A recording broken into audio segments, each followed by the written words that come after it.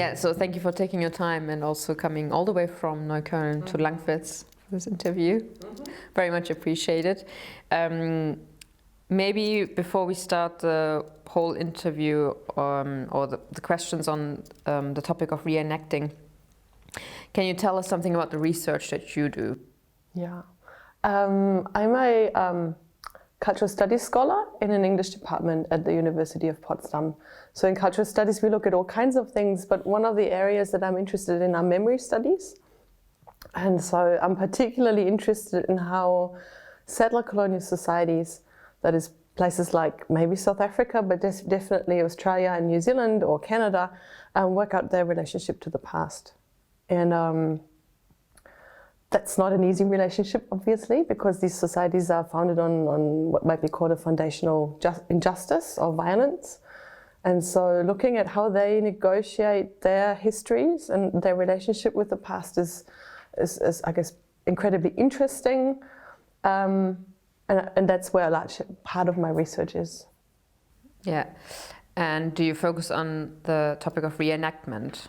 As part of that research, I do go there. I look at other things too, but I find reenactments particularly interesting in looking at this and looking at how these societies negotiate the past, because they are forms of popular culture. They're engagement with history that come out of a popular culture tradition. So they're not, reenactments are usually not done by historians or other experts on the past, but by more or less everyday people, or at least they're being marketed to the everyday people, and they form part of conversations that the society at large has about the past. And that's how I became interested in them.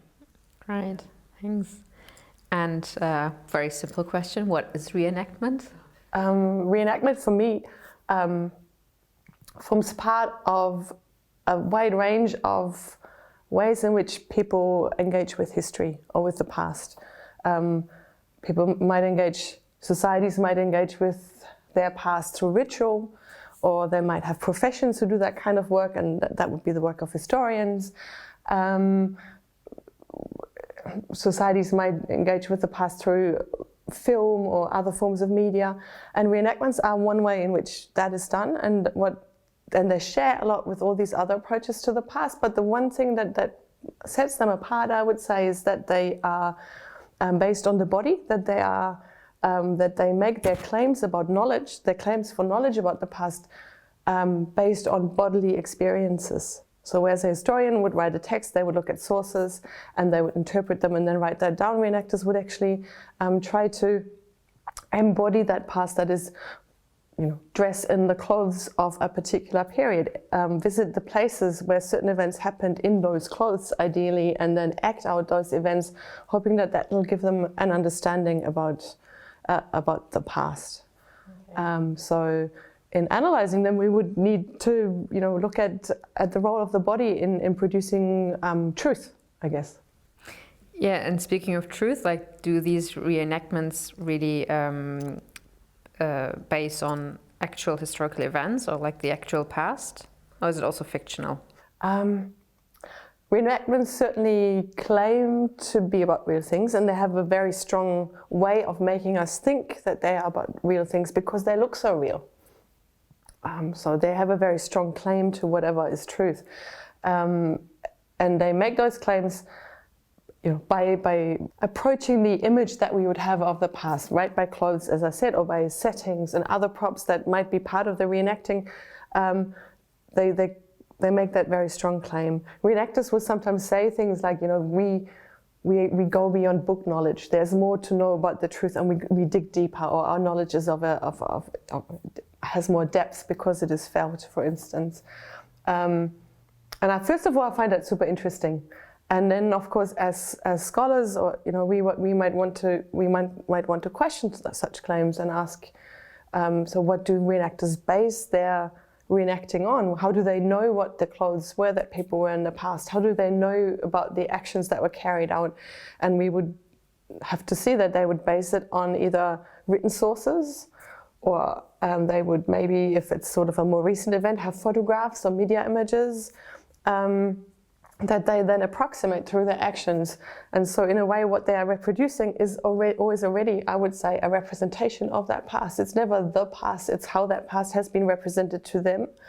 And those representations, as any good cultural studies scholar or any good scholar would know anyway, representations with Stuart Hall, we would talk about, the power structures that produce them, the way that things acquire meaning in our world always depend on who's sort of doing the representation and who's doing the interpreting of that representation. So those would be the kind of questions that I would encourage people to ask when they look at reenactments and their truth claims. And because you also said it's one way of coming to terms with a difficult past, why do you think, or how do you think reenactments help to come to terms with your past? Or do they, right? Yeah. For me, it's a hard one to answer. I'm sort of taking a bit of time here because I do think it's sort of, reenactments often go to moments in history that were eventful.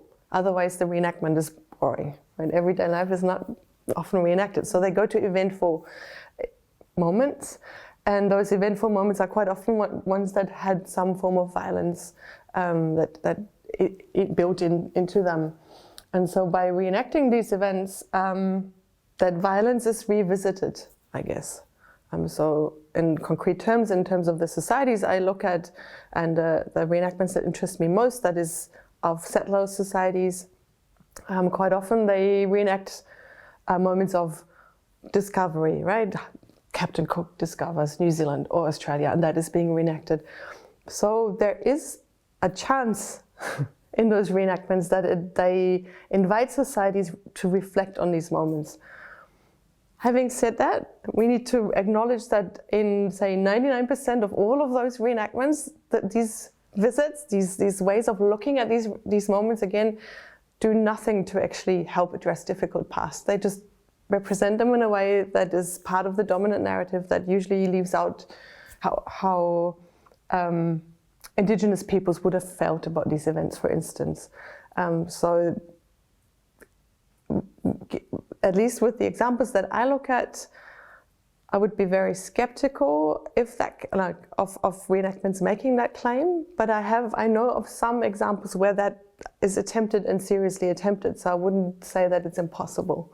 A very meandering answer to what I think is a very hard question.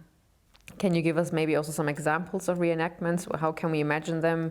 Where do they happen? And who are reenactors? Yeah. Yes, I think that would help me explain what I'm sort of interested in and talking about when I think about reenactments, because they happen across all sorts of, I guess, social arenas. But the ones I'm interested in happen in settler colonial contexts, and they engage with settler colonial history. And taking the example that I mentioned earlier of James Cook's arrival and discovery of, say, Australia, that these reenactments would happen on different levels. There would be very big reenactments, often state-sponsored, right? Part of national anniversaries. The most recent anniversary of that kind of reenactment of Cook happened in 2020, the 250th anniversary of James Cook's arrival in Australia. Prompted all sorts of national celebrations, and as part of that, a ship that looked like Cook's original ship was at least meant to travel different areas, different ports of Australia, and sort of reenact that moment of arrival, beginning, discovery, however they might have wanted to frame it. In the end, that didn't really happen because of Corona, so I'm sort of speaking in the subjective here. So we have these big state-sponsored reenactments, but then on another level, we have everyday. So we have people for whom reenacting is a pastime. It's something they do in their free time, and they would still be very interested in reenacting naval history and these very sort of same moments. These reenactments might happen without any audience, and they might not be broadcast. But they still share a lot of the kind of claims to truth with these large ones. And then the third area that really interests me are reenactments that are staged for television. They have a they have sort of another dimension to all of this, because they're mainly produced, I would think, for the camera, so that things look real on camera. And in a way, they're very similar to feature film in that way. So what we see in the end as an audience of these reenactments is a product that is meant to look like the past. It's not so much about experiencing it bodily, but sort of having the sensation of witnessing the past, because we can see it happening in front of our eyes. And with these reenactments, then, because they're more about a past that should look like the past that we imagine, it becomes all these interesting resonances, where a reenactment of Cook's arrival in Australia in 1770 will look very much like Pirates of the Caribbean. Not so much like anything that might have happened, that might have really happened, but it looks like how we imagine from our media upbringing, I guess, from the media that we know, what we imagine the 18th century should have looked like. Yeah, these TV programs do look a bit like Pirates of the Caribbean, not least because these very same ships that are used in these reenactments, TV reenactments, there are not that many of these around. So they were actually used in Pirates of the Caribbean. So there are only so many vessels that can somehow embody 18th century naval history and become the real thing. And I do think that's funny, but I also think it tells us something about truth claims that reenactments make and how much they are actually part of our media consumption patterns. But I mean, also the parallelism of like having the on-screen representation of big ships and captains and the rawness. Absolutely. And speaking of Captain Cook arriving on the continent on a ship, Indigenous people often object these reenactments and also other episodes of the colonial past. Can you elaborate this a little bit? What are your views on this? Yeah, first of all, of course, that of course they should object. I mean, these are totally ideological. They're absolutely, these reenactments are of a settler colonial ideology, right? They reenact a moment of discovery or founding or arrival of white people, of settlers on the continent. That is always, in that sense, the moment where Indigenous, I guess, agency or sovereignty over the continent is sort of thought to have ended, or maybe never have existed for that event to happen. So of course there must be very strong objection to such representations of the past, and that is sort of my first response. The other important response, I think, that I would have to this at least, is that interestingly or importantly, these big reenactments of, say, Cook, when they prompt these protests, they become moments when Indigenous voices are heard, because they're quite often not heard. Society's not interested in what really matters to Indigenous societies, but when they have something to say about Cook, and if it's just, he stole our country, then out of a sudden that is heard, and so they can become, at least that's my observation from afar, they can become moments where there's a greater visibility of Indigenous actors, and when these voices are heard, and maybe sometimes claims can be made that then have repercussions also in a larger context. So from what I know, though, from an Indigenous perspective, Cook doesn't matter much, right? It's because he matters to what people would call white fellas, that activists and maybe communities would engage with these stories so that their stories can be heard, so that their demands can be heard. Thank you. And I mean, I think now we had a bit of this one side of reenactments, but do you think there can be also like that kind of reenactment that tells also the colonial history and sort of works as a counterpart to these reenactments? I do like reenactments, and I do trust, or I do believe that they have potential to do all sorts of things, and maybe that potential is lived out in these smaller contexts that are not mediatized as such, that I don't know enough about. I would think that they unfold some of that potential when the practice of reenactment is removed from the kind of popular or national sphere into an arts context, where people also draw on the form of reenactment, and then they can make it do new things. And I'm thinking sort of about theatre and how theatre sometimes revisits historical moments, but then, you know, puts them on exhibit and plays with them and does them differently, or how trials are reenacted or pre-enacted. Here's a trial that should happen, and we're putting it on stage for you, not a reenactment, but a pre-enactment. So they have that kind of potential, I would think. From the Australian context that I've been talking about, I'm not really aware of one, at least one that is to do with, you know, Cook, whom I've made so central to this interview, that I'm aware of that would work in that sense.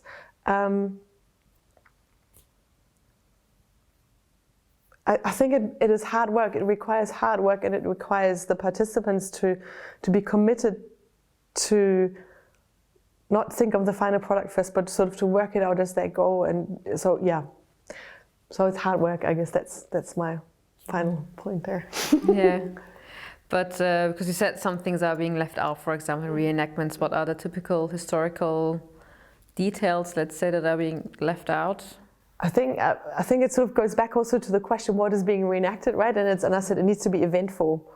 I wasn't being quite honest there, because there's certain forms of TV reenactment that I've looked at. They claim to visit the everyday life in a colonial outback station, for instance, and then it's all about the daily chores.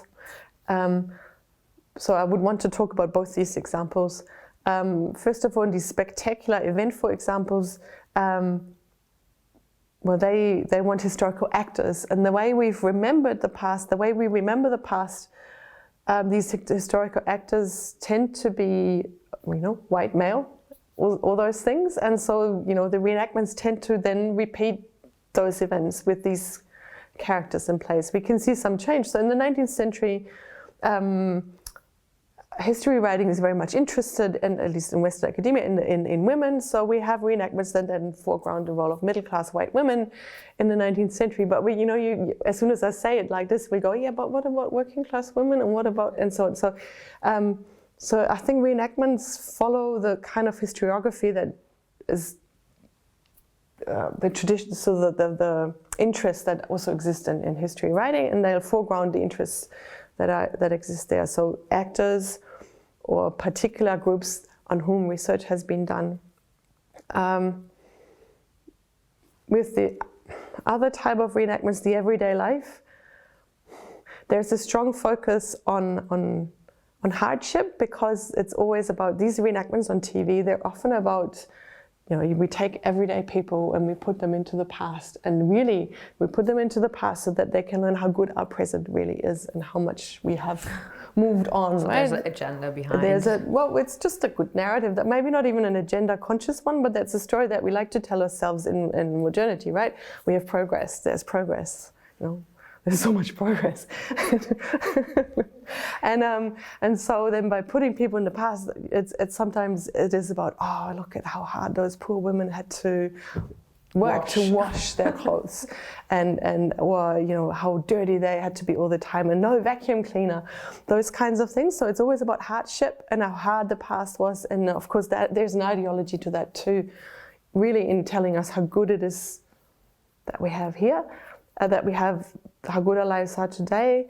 But so many, I mean, can I just start again? I mean, there are other ways in which they're totally ideological, and leave out things because they project back our understanding of the family back onto the past, our understanding of gender roles onto the past. This is what it's like what women feel like. So, you know, if I was to reenact a 19th century situation, I would be cast in the role of a probably white middle class woman in the 19th century, and then I could experience whatever she would have felt. But who says that we have anything in common? Sure. I mean, it's totally made up, I think, that relationship. Or there's not totally made up, but there's some things we might share, but a lot of things that we don't share, but it's presumed that that's all that there's so much that we share that I can understand her. And it would leave out all other ways of being a person that maybe would have mattered for 19th century people. Too abstract? No, good. But now, like, getting back to this, for example, you're saying like you would probably if you were chosen to reenact a person, you were reenacting a middle-class white woman, for example. Do you think that this reenactment could help then to understand or relate to historical injustices that maybe a middle-class woman, white woman, was also experiencing, or in case of other people being part of it? Okay, but as I said earlier, I do believe in reenactments to an extent, right? And on two levels, I would think they have potential. Firstly, they put this in front of us for reflection. So maybe more my reflection on what it would mean for me to embody her, and how impossible that might be, or how possible that felt, and then what made that possible for me to feel this, can offer all sorts of insights. So we're sort of picking out a moment from the past, or an imagined moment from the past, our projection onto the past, but no matter what, but we put it in front of us as to look at again. So that has potential. The other way in which I would like to respond, and I'm not sure I'm fully responding to your question, is this kind of the identity politics, I guess, that inform this, that make me nervous. Because every day more, right? On the one hand, I would think it'd be super presumptuous of me to say I could reenact anything but a middle-class white woman. At the same time, I'm in an English department, I'm a literary studies scholar too, and we believe in narratives, and we believe that there is some things, the potential of imagination to also allow us to enter other mindsets, or to at least put hope for that to be possible. And so by somehow foreclosing the kind of past that I would be allowed to embody, I'm not allowing myself to even imagine that I could feel what it would have been like for someone who's not of exactly my particular positionality. That would be sad for me, right? But that would be sad, and I'd be very interested in sort of creating context in which that could be discussed. I guess, not even tried out, just discussed carefully. And sensitively. Yeah. Very great. But they would have to be very good context, because otherwise we end up, it will be minstrel, or it will be just awfully insensitive. So but I would not want to give up the hope that there is some form of understanding that the imagination makes possible. This is actually going back a bit to the questions we had before, but can you tell us also something about Indigenous reenactments? Of course. I think I started everything by saying, reenactments happen across a wide spectrum of practices, and so the reenactments that I would like to foreground here bear some relations to the historical reenactments of, say, Cook's voyages that I was talking about earlier, mainly because they take place in the same ocean, the Pacific. And I have done some research in the past, I think 8 years even, of which I thought it had nothing to do with my work on reenactments, but increasingly that sort of crept in, and so I would like to use this opportunity to share a bit from that, and that's to talk about the voyaging societies in the Pacific that exist. So people from islands like Tahiti recreate traditional sailing boats, waka, and undertake these big voyages in the Pacific. And these voyages are undertaken sort of with several aims in mind. One important one, sort of to create proof of a claim that contradicts European sources. So European sources of from 18th century going onwards would say things like, these people on the little islands, how did they get here? Drift voyages maybe, and they were stuck here and then they lived here forever. And oral histories in the region say, no, we are voyagers, and we have traveled this entire ocean for centuries. And people will say, and we've gone to Hawaii, and we've gone to Aotearoa, New Zealand, and we've gone, to Samoa. And so vast distances, but the European record just goes, no proof of this. It's not in our record, and how could they have done it when we've only just, we were only able to do this in the 18th century. And so recreating these traditional boats, actually with the help of European sources, because these were drawn by Europeans, these were described, these sailing canoes were described by Europeans, and also going to oral histories, also asking the elders, how can you build this? People were from the 1970s onwards, and as part of what was called the Pacific Renaissance, recreating these sailing boats and sailing the Pacific to prove that these boats could be sailed, that navigation was possible, that people knew how to navigate that ocean without European instruments, and that they could do that fast and in a very precise way. So the first purpose of these reenactments would be then to prove the European sources wrong. If your own history is not in the European sources, usually you have no way of proving that it's true. You have oral history, but what's oral history? So you need to somehow prove them wrong in other ways, and so you recreate these vessels, you do these voyages.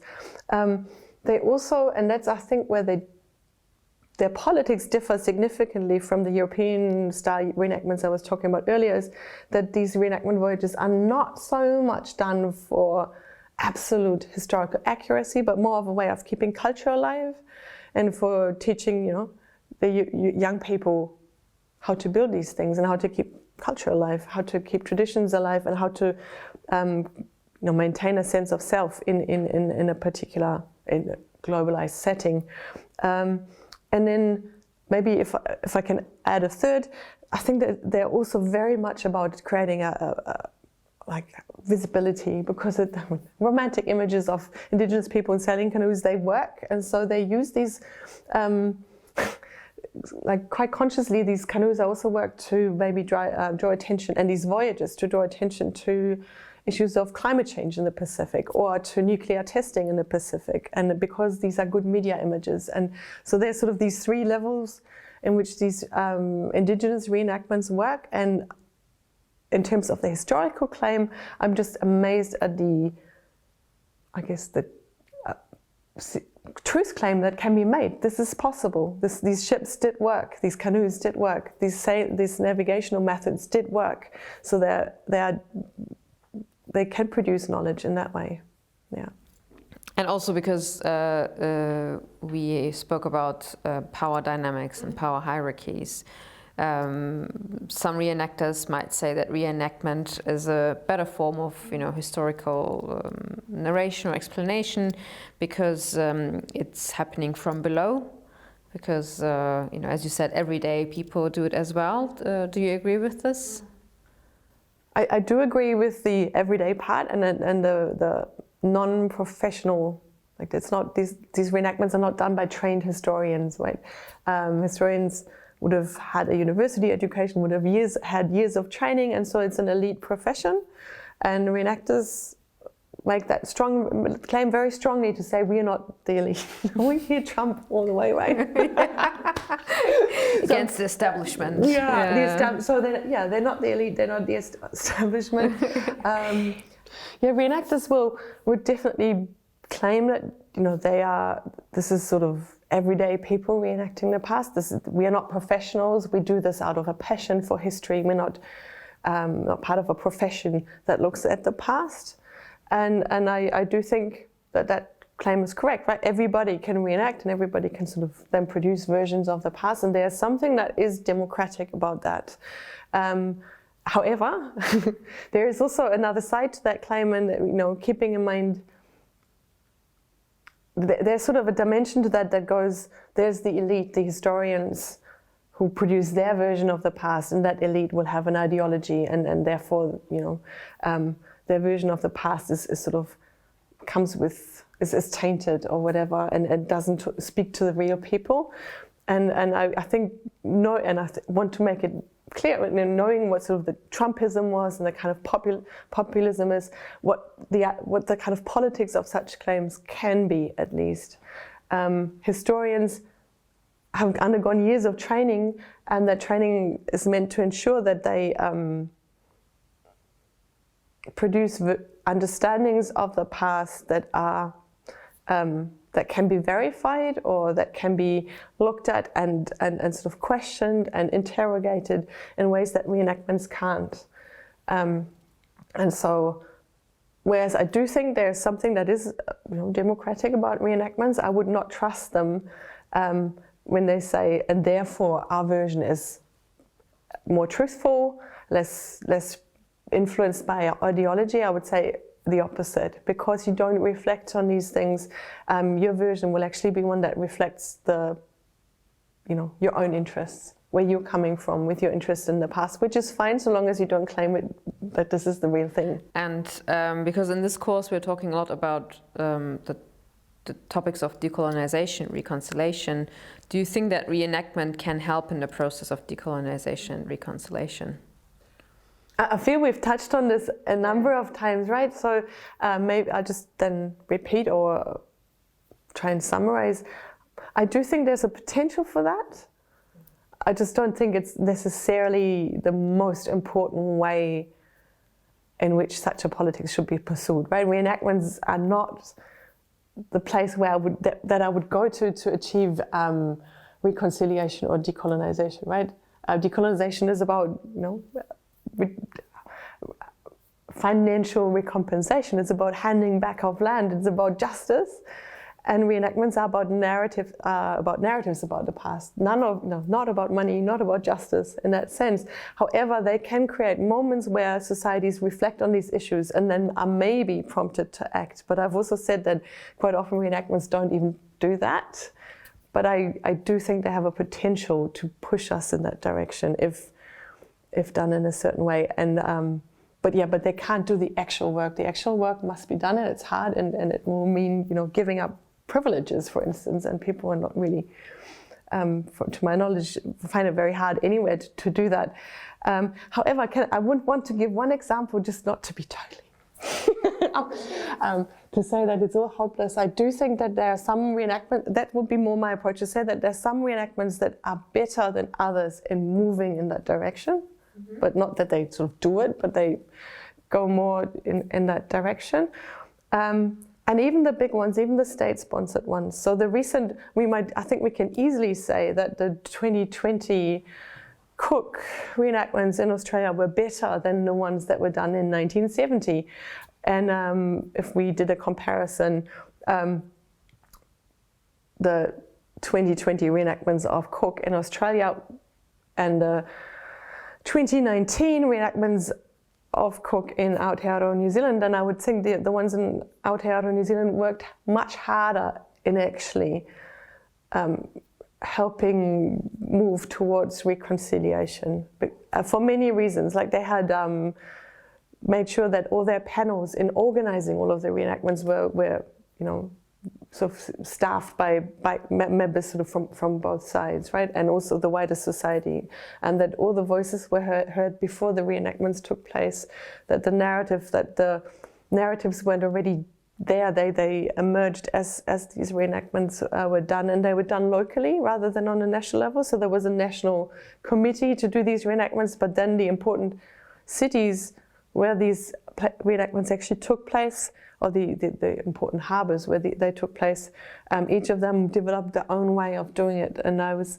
very fortunate to be in one of these places, and I was just super impressed and moved by how much there was a way for local Māori people to be actually for them to have this about them and their story, and this sort of in terms of the visual politics, that ship, the Endeavour, on which Cook sailed, was always in the background of all the images.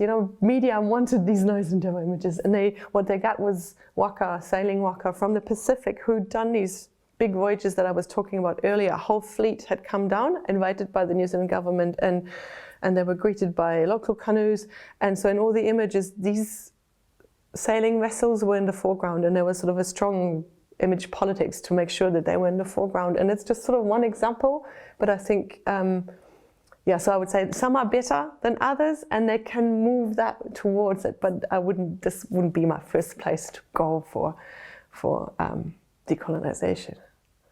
Thank you very much for your input and for your time, and this has been really fun, and thank you for being in Langwitz. Thank you for having me.